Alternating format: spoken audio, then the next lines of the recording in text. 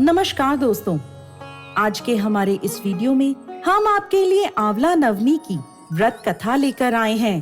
कार्तिक मास के शुक्ल पक्ष की नवमी तिथि को आंवला नवमी मनाई जाती है। इसे अक्षय नवमी के नाम से भी जाना जाता है। आंवला नवमी के दिन सपरिवार आंवले के पेड़ की आराधना की जाती है। आंवला नवमी की व्रत कथा के अनुसार एक समय किसी नगर में एक सेठ और सेठानी रहते थे। उनके 4 बेटे और 4 बहुएं थी। सेठ जी के पास इतनी धन दौलत थी कि उसका हिसाब किताब रखने के लिए कई नौकर चाकर थे जो उस धन को तराजू में तोलकर रखते थे। सेठानी जी ने एक नियम ले रखा था, वो रोज एक सोने का आंवला दान करती और उसके बाद ही भोजन करती थी।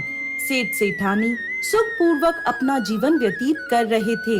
एक दिन सेठानी जी की बहुओं ने आपस में बात करी, यदि माँ साहब इसी तरह सोने का आंवला दान करती रहीं, तो हमारे पास कुछ भी नहीं बचेगा। धीरे धीरे सब कुछ खत्म हो जाएगा। ऐसा सोचकर सभी बहुएं सेठानी जी से कहने लगी, माँ साहब आप सोने के आंवले की जगह रोजाना एक सादा आंवला दान करने लगे।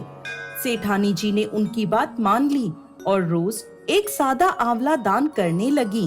कुछ समय बाद सेठानी जी की बहुओं को उनका सादा आंवला दान करना भी अखरने लगा।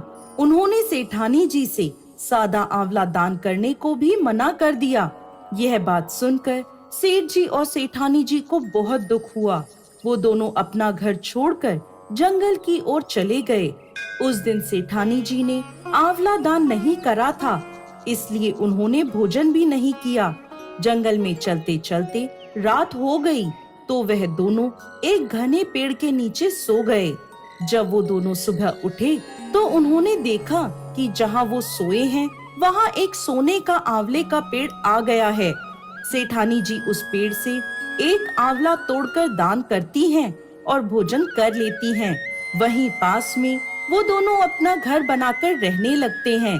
धीरे धीरे सेठ जी का व्यापार बढ़ने लगता है और देखते ही देखते वो दोनों फिर से धनवान हो जाते हैं।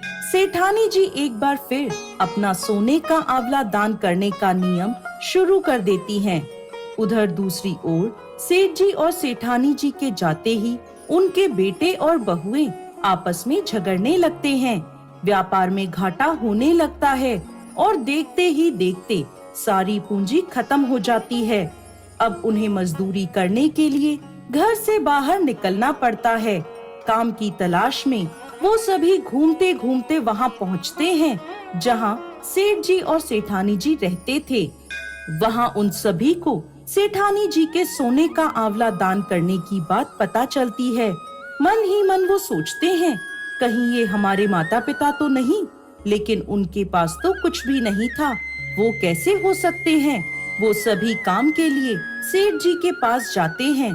सेठ जी को देखते ही वो सभी उनके पैर पकड़ लेते हैं और उनसे माफी मांगने लगते हैं। पिताजी हमें माफ कर दीजिए, हम पैसे के लालच में अंधे हो गए थे। हमने आपको घर से जाने दिया, जबकि उस घर में सब कुछ आपकी ही किस्मत का था। सेठ जी और सेठानी जी ने अपने सभी बेटों को माफ कर दिया और वो अपने पूरे परिवार के साथ सुख पूर्वक रहने लगे। दोस्तों, ऐसा भी कहा जाता है कि आंवला नवमी के दिन भगवान श्री कृष्ण गोकुल की गलियां छोड़कर मथुरा गए थे। मान्यताओं अनुसार आंवला नवमी के दिन यदि कोई महिला आंवले के पेड़ की पूजा कर उसके नीचे बैठकर भोजन ग्रहण करती है तो भगवान विष्णु और भोलेनाथ उसकी सभी मनोकामनाएं पूर्ण करते हैं। इस दिन महिलाएं संतान की दीर्घ आयु तथा अच्छे स्वास्थ्य को लेकर कामना करती हैं। जय श्री हरि विष्णु।